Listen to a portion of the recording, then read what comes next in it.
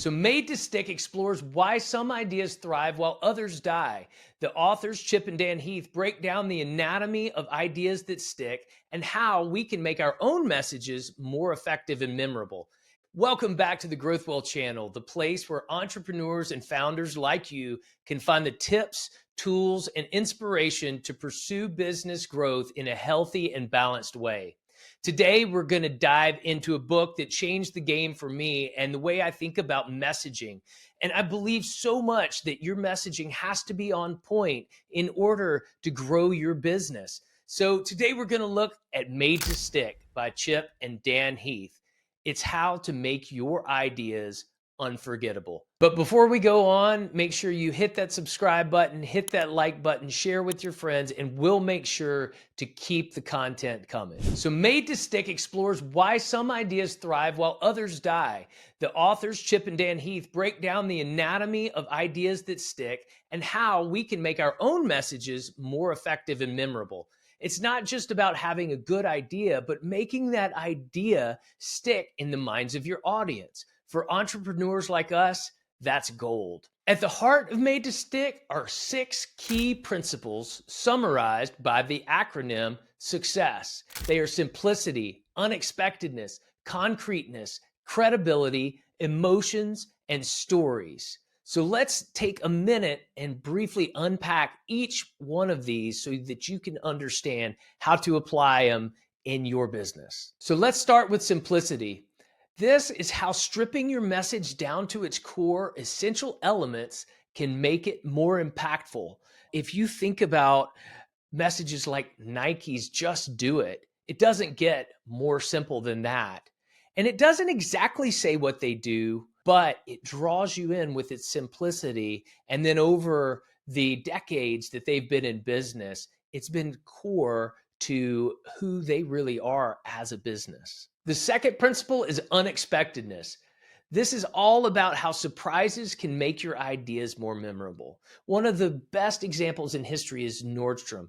They took every interaction with their customers seriously as an opportunity to surprise them and be better and provide a better experience than any other department store, and furthermore, a better experience than any customer would ever expect.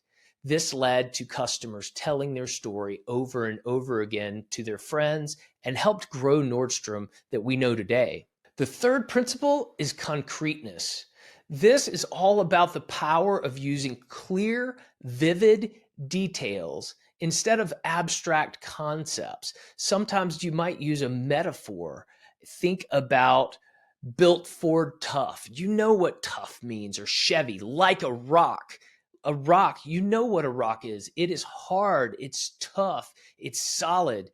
And that lets you know what the Chevy brand is all about because there's concreteness to it. The next one is credibility. This is all about building trust with your audience and making your message memorable by making it believable.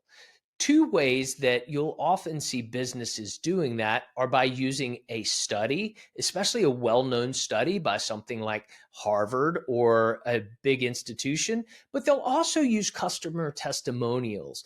Customer testimonials often lend credibility to the work that you're doing because we as consumers like to know that the people we're working with, others have worked with as well, and that we did a good job for them. The next principle is emotions. How can you connect with people on an emotional level to drive engagement?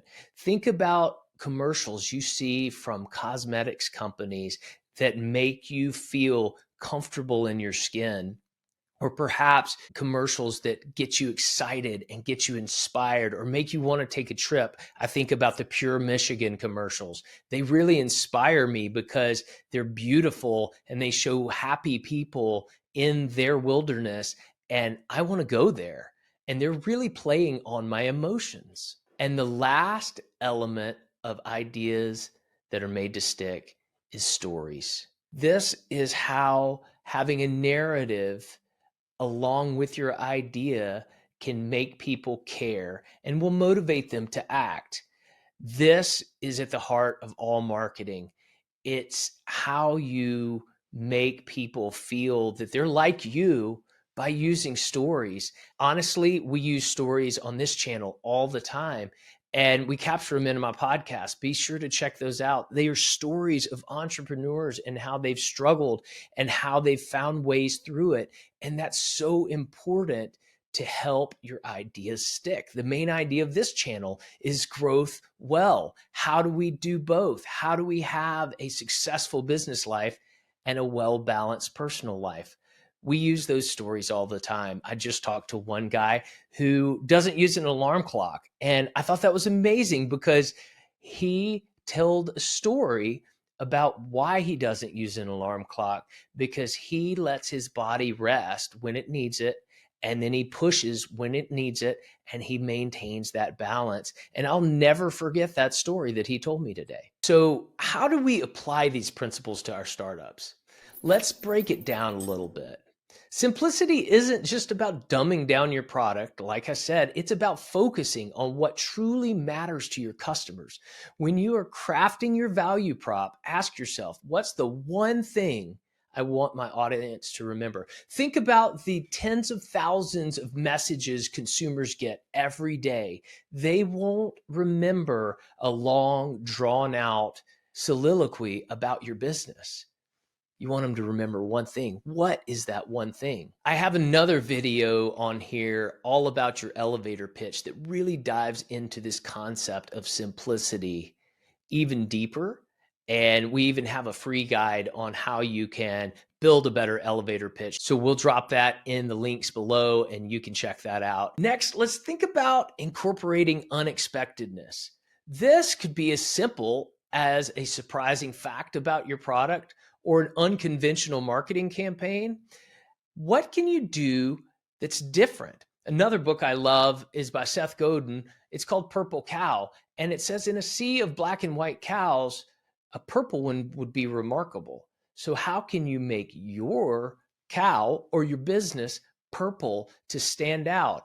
And it's not anymore in who gets loudest. With platforms like YouTube and Twitter and or X and Instagram, there's too much noise already. You really have to be remarkable. So the goal is to break down your audience's guessing machines, so to speak, to make them eager to learn more. So let's talk about concreteness. So concreteness is one of those things that really just serves as an anchor point for your message.